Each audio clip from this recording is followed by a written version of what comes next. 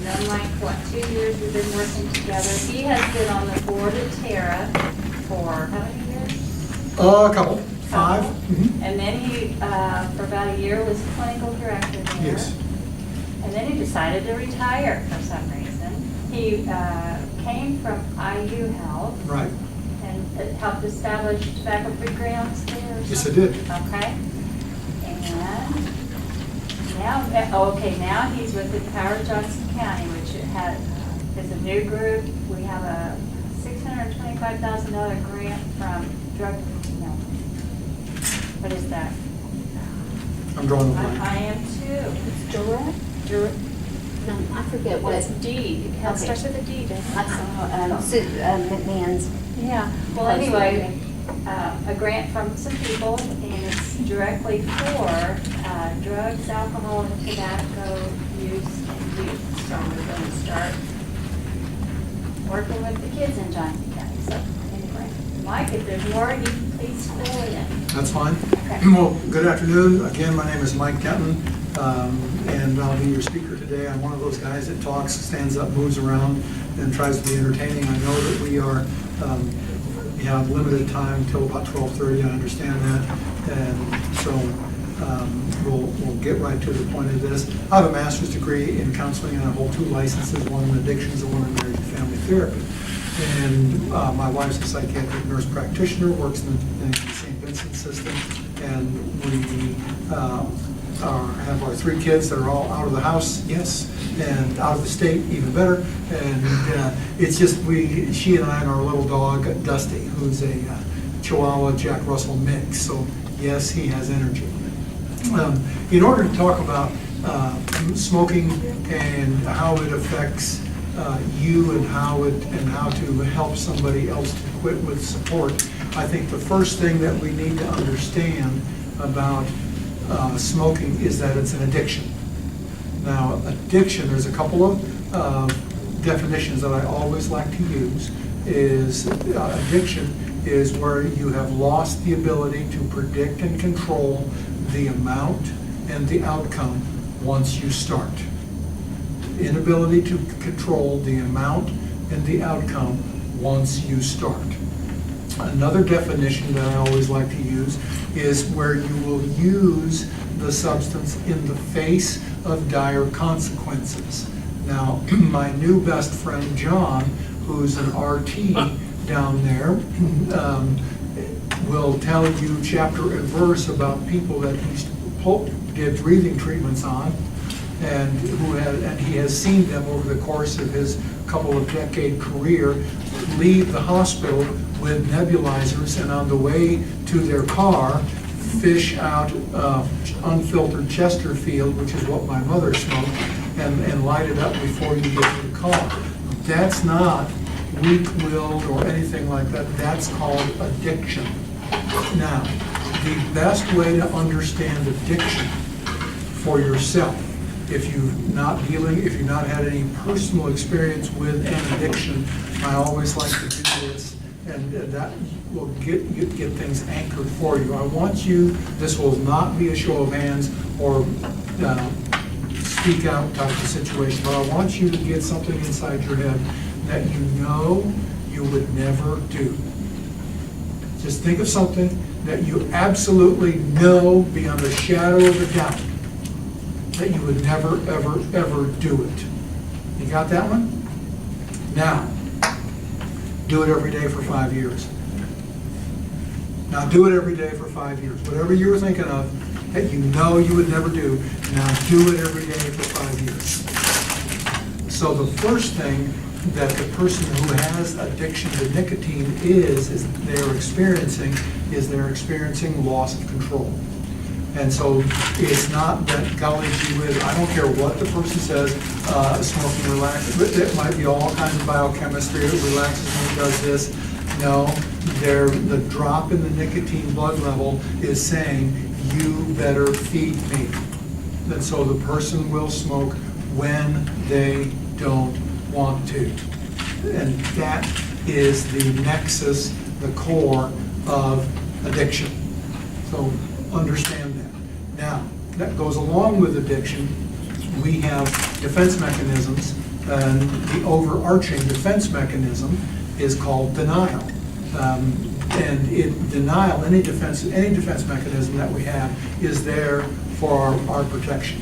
They are not immoral, they are amoral, which means they are without morality, which means they are there for our protection. The best way to understand that, how many women in this room have delivered children, have had kids? How many people have had kids? Okay, all right. How many women in this room have had more than one child? Okay, fine. When you were having your first child, and right then, at some point, you ladies who have had your first child were thinking, I'm never doing this again. I am never, ever, ever doing this again, and looking at your husband or boyfriend and saying, what? Okay? Over time, the denial of that physical pain will push that reality down, and you will tell yourself, it wasn't that bad. It wasn't that bad. Okay? Same kind of thing applies to John and I when we go out in our age group to shovel snow. And we try to shovel snow the way we did when we were 25. And the next thing you know, our back and our chest and our arms are hurting, and we need to slow down or call an ambulance. Denial. The nice way to understand denial is, if you can use an acronym, don't even know I am lying. So as the addiction to nicotine increases, so does the denial. It goes with anything. So anytime you have an addiction, anything like that, denial is always there. Now, denial is there to protect what's called the homeostasis of the organism. And so it's there to protect the homeostasis and to protect the nicotine levels in the organism, because that's what it's used to. So any assault, frontal assault on denial won't work. Any frontal assault on denial won't work. Now, everybody knows where you can get all kinds of information. Nancy has all kinds of websites, all that stuff. And when the person is not ready to do something about their nicotine use, then all of those things will bounce off of them, because they will say, oh, this doesn't apply to me. I'm the 1 in 1,000 who won't get lung cancer. I'm this, I'm that person. That's a function of denial. So first of all, the best way, as we move into the action phase here, the best way to gauge a person's denial is to ask them a simple question. Whether they're, and we'll use for my purposes today, cigarette smoking. And I know it's popular also is tobacco chewing, snuff, dip, whatever. And I can use a whole other type of thing to work with that. But let's talk about cigarette smoking right now. To gauge a person's denial, you can ask them one simple question. You ever thought about quitting? They'll come back with something. What are some of the things you've heard when you've asked somebody that question? What are some of the things you've heard? I tried, but I gained weight. I tried, but I gained weight. Okay. That's pretty stringent denial. Okay. What else have you heard? It helps calm me down. It helps calm me down. Okay. What else? What have you heard? No, I'm trying to think of something. Okay, John, what have you heard? You've heard a million. I quit for 6 months. I quit for 6 months. Heard that a lot. Oh, you've heard that a lot. Okay. Nancy, what have you heard? I just don't want to quit. I just don't. That's right. Yeah. So when a person gives you things like that, then they're using the chemical addiction terminology. They're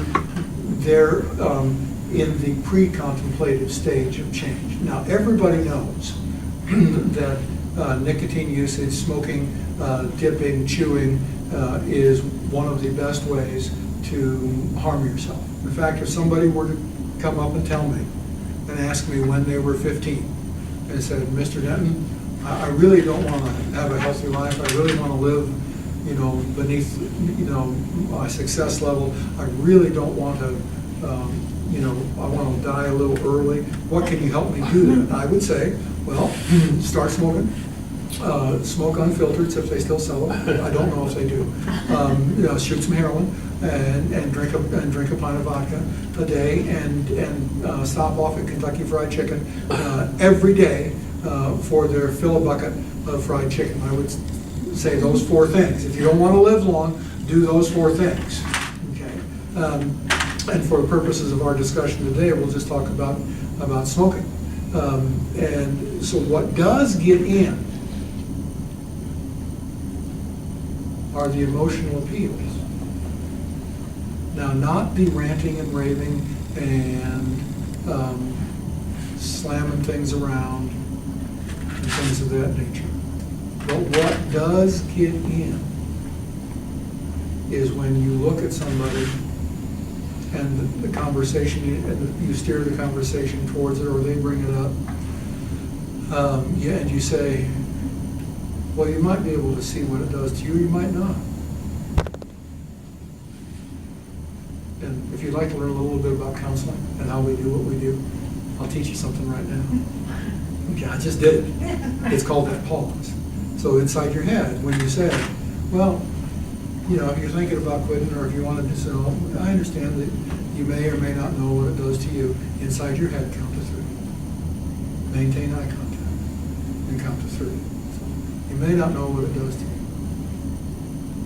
You know what it does to me? Now listen to the inflection in my voice. Do you know what it does to me? Do you know what it does to me? Okay? And so the emphasis is on the 3rd word. Do you know what it does to me? Now, nobody has an answer for that. The person who's smoking does not have an answer for that. They may say blah, blah, blah, blah, blah, blah, blah, but they don't have an answer for that. And you can just talk about feeling words. And feeling words, we have 4 basic feelings. We rhyme them in my profession so that people like me, who's Irish and Catholic, can remember them. They're mad, sad, glad, and scared. Mad, sad, glad, and scared. And what you can do is you can talk about your feelings and how their smoking affects your feelings. Not their feelings, not for the kids, not for anything else. I was talking with Nancy just before we got going that my son started smoking in the service, and when he got home still smoked, and he stopped. He was one of those guys that stopped when he had his first child and has stayed stopped. And so good for him, and and that's it. He's glad he has, and so move on. But when you talk about your feelings, nobody has a defense for that. And you just talk about that instead of talking about lecturing, that kind of stuff, you can just talk about your fears. Just talk about your fears. I have a fear that I'm going to outlive you.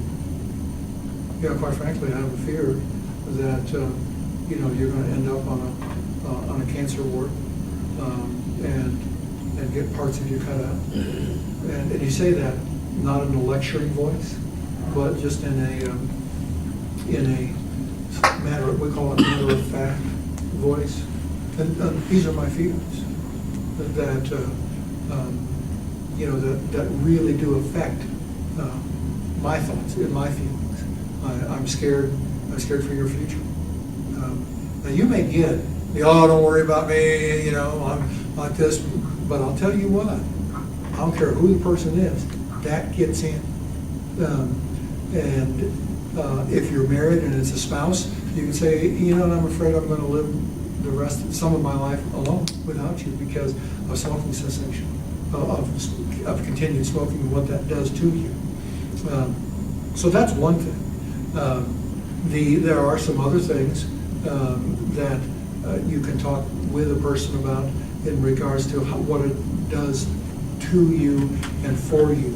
When you see a a person smoke, you can just talk about, in addition, your feelings, maybe your feelings of anger, of all of the money that's going out. I really don't know what a carton of cigarettes costs. Do you know what a carton of cigarettes costs? John, do you? Around $50 is a good guess. $5 a pack, there's 10 packs in there, so it's gonna be more than that actually. It's $5.83, I think. So closer to $60. Wow.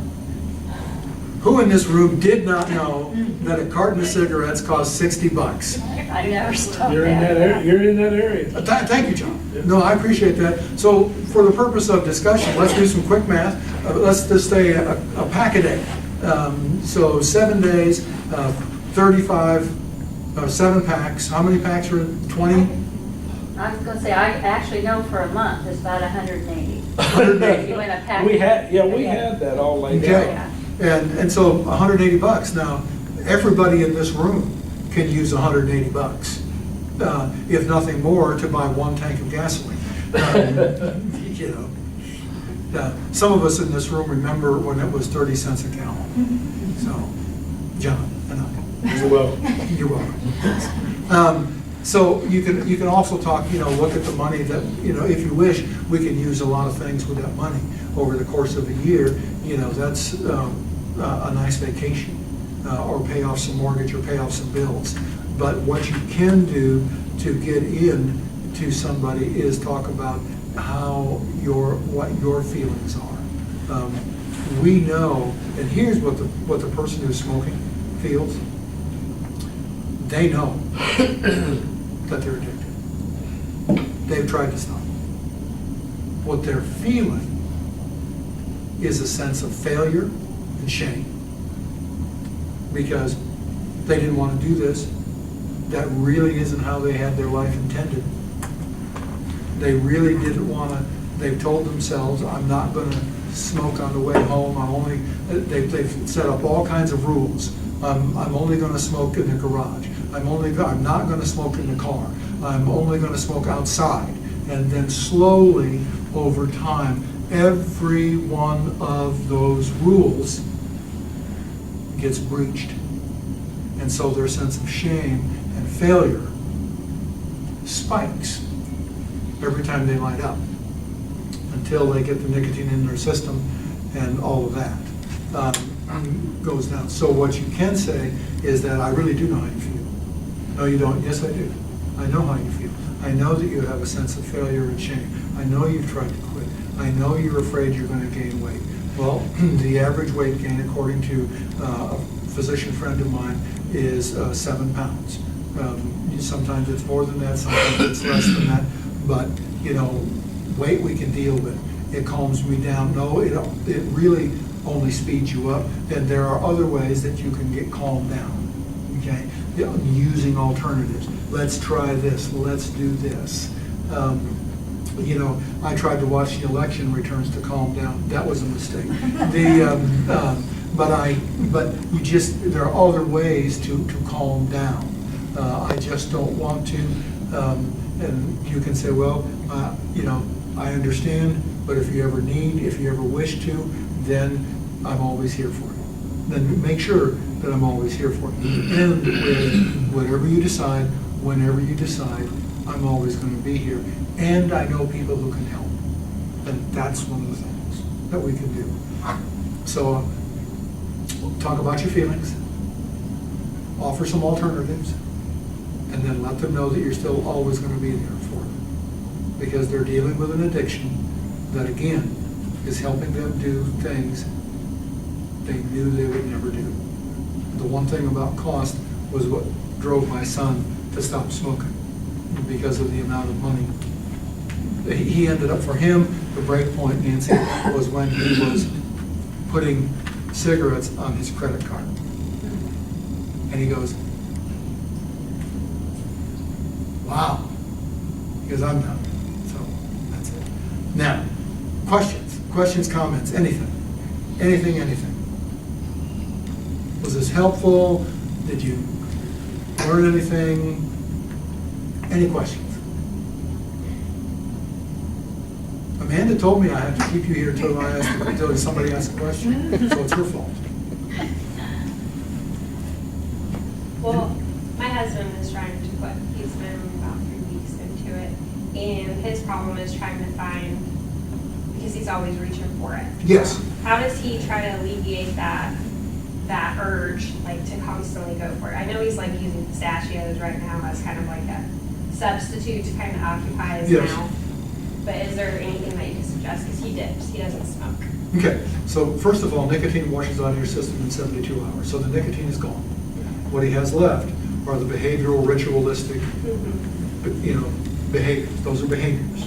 So it's now, so tell him that it's the behaviors that he's dealing with. So the next thing to do is substitution is fine. And, pistachios are good, carrot sticks are good, Twinkies are good. Twinkies are better than dip. To me, even though this is going to be recorded, you are causing yourself less oral problems. This is from a dentist friend of mine. If you were to take a cow pie and stick it in your lip and leave it there, it's than tobacco. Okay? So, not taking That's an interesting What's thought that? there. That's an interesting thought. Well, and so what he needs to do is do something else. Hold your hand. Use this, and you can say to him, honey, let's use this as an opportunity. You can hold my hand. You can come talk to me. Let's use this as an opportunity as a couple to get closer. Do you have children? Yeah. Okay, so use this as an opportunity to get closer. Hold your hand. Let's go do something else. Let's go take a walk. It will pass. And eventually, habit replacement will occur, and he will just begin to do different things. And when it's not reinforced, it will begin to fade, or what we call in my business, it'll just erode and go away. Erode and go away. Okay? Mike, what's the time that a craving lasts? A few seconds. They can be intense, but whether it's a craving for alcohol, heroin, nicotine, Hostess Ho-Hos, pizza, if we just don't reinforce it, it fades. If you just don't reinforce it, it fades. And then the next time it comes around, the length of time is just a little longer and it fades. Just a little longer and it fades. So, good. All right. Thank you very much. Thank you.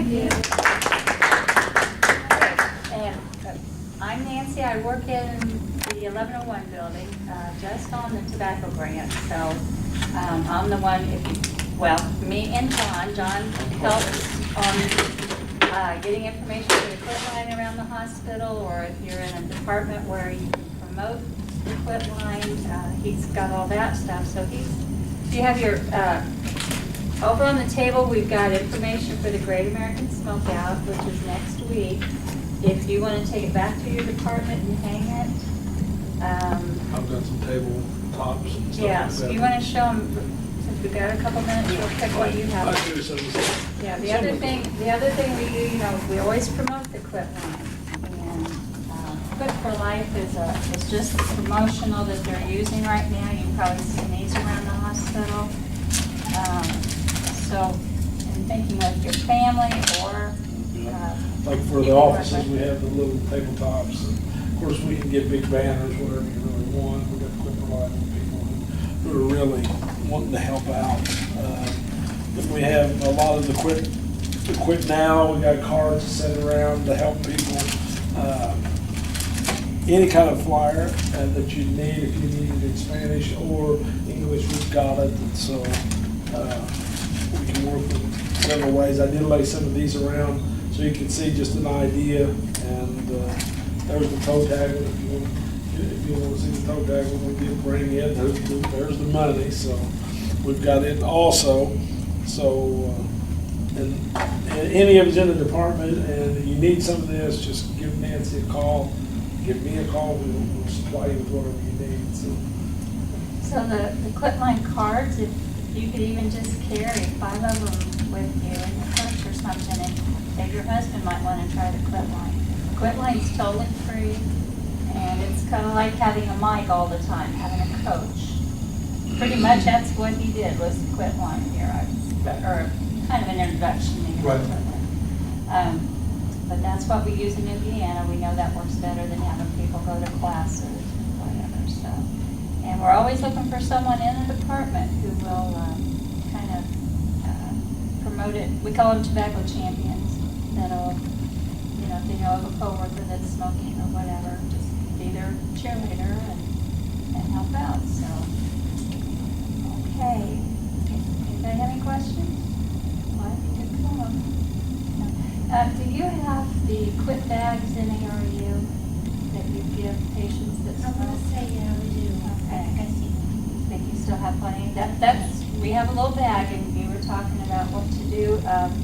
The quit bags, if you see them in med-surg or anywhere for the patients, they have a little bag of gum and a mint, rubber bands, straws to chew on. I mean, people, I've seen them just hold it like their cigarette and then chew on that just to get them through that time. So that's all in the bag and helps patients, you know, or visitors. We do it with the visitors too. So. Well, we're done, I guess. Okay. All right, thanks everybody for Thank you. coming. So we'll do our quick drawing here Yeah, for Odds are really good today, guys. Isn't that when we're there? Do I take some? Pick one? What department are you in? ARU. ARU, okay. That's ARU, Okay. okay.